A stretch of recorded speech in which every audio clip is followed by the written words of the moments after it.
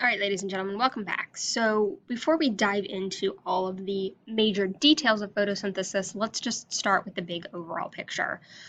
So, just like cellular respiration was a series of redox reactions, the same thing is going to go for photosynthesis. We're going to be able to move materials around, move electrons around, move hydrogens around again in order to harness energy and then be able to use it.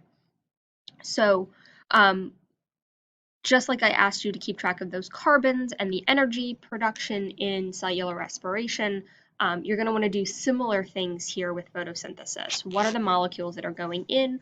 Where are they coming out when it relates to the overall chemical reaction?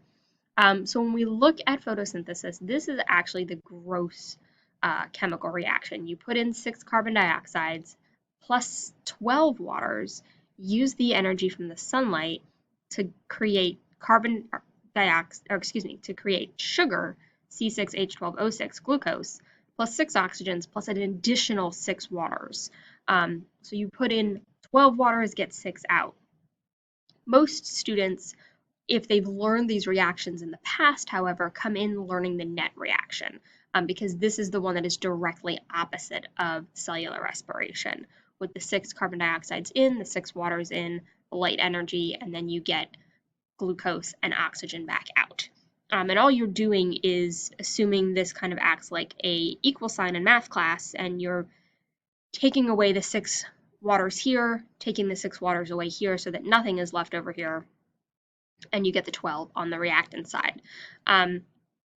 Something else to be aware of as we start going through is that glucose is used in this chemical reaction, and yet in actuality, we're not actually going to produce glucose directly from photosynthesis. The plants can put together the end sugar component and create glucose, but they can also use this molecule to do other things, build other molecules in their cells. So it's not truly glucose that comes out, although a lot of what they produce will. What really comes out is this G3P, glyceraldehyde 3 phosphate, which, if you remember, came up in cellular respiration as part of that glycolysis pathway. So it does actually show up in both cellular respiration and photosynthesis. And that's important to maybe take note of in the sense that, remember, plants have both chloroplasts and mitochondria. So the plants are autotrophs, right? They are producing these sugar molecules for themselves. We take advantage of it. Other heterotrophs take advantage of it within the food chain by eating these plants or eating the animals that ate the plants. But these plants are evolutionarily designed to produce their own G3P, their own sugar, in order to funnel it into their own mitochondria to make their own ATP, because they still need that ATP in order to do all sorts of other cellular work, cell transport, moving their own organelles around, so on and so forth. G3P is a 3-carbon molecule. All right, so you could theoretically, and plants do, put 2 G3Ps together to create a glucose, but they can also use that G3P to make other molecules as well.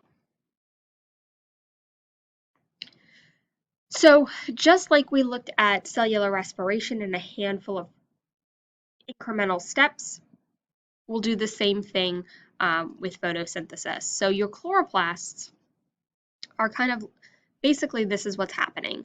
We're going to take in that sunlight, we're going to go through and use the chlorophyll that is bound up in those thylakoids, right? This is a stack of thylakoids, a granum, as well as taking in the water to do these light reactions. So this is how we're going to actually trap that light energy and use it. We'll take that light energy then and produce ATP as well as some NADPH, so another electron carrier. Big way I remember this one versus the ones that are in your cellular respiration process. Conveniently, there happens to be a P because of an extra phosphate that ends up in here. So P for photosynthesis, so that's the way I remember it. But we still need that energy. We need chemical energy to then drive the production of those sugars, right? This is overarchingly an anabolic pathway. It's a building pathway. So that means I need energy in Well, I can't use it directly in the form of light, but the chlorophyll and the chloroplast have evolved to be able to harness that light energy and turn it into chemical energy that they can use in order to produce bigger forms of chemical energy in the form of sugars. And that's going to happen through your Calvin cycle with the help of taking in that carbon dioxide. So again, this is still additional redox processes so that water ultimately is oxidized, the carbon dioxide is ultimately reduced, um, and this is where we get the oxygen and then the sugar from that. So again, it's going to happen in two major stages. Some of the components of these stages are things that are going to be similar to cellular respiration. We're going to see chemoosmosis again. We're going to see electron transport chains again. The Calvin cycle is going to be similar in the sense that it is a cycle that regenerates molecules, like we saw with the citric acid cycle. So all of this is just layering on some additional details and some exceptions, differences from what we saw in cellular respiration to what we'll see here in photosynthesis. But those light reactions happen across the thylakoid membranes. We're going to split water. So we're going to take some of those hydrogens. They're going to get shuffled into these electron carriers and release oxygen as a byproduct. We'll also use those electron transport chains and chemoosmosis here as part of those light reactions to make some ATP. Calvin cycle, right, is then going to take that carbon dioxide and go through carbon fixation. And really that means we're just going to fix it to some molecules, pull off the carbons to then create that G3P, which could eventually become sugar. And that Calvin cycle's major focus, not only to create those sugars, is to then regenerate this NAD plus and ADP and phosphates, so use up that energy and then recycle these guys back to those light reactions so we can keep producing the electron carriers and the energy back to the Calvin cycle and be able to continuously pull off those carbons and create sugars as a result.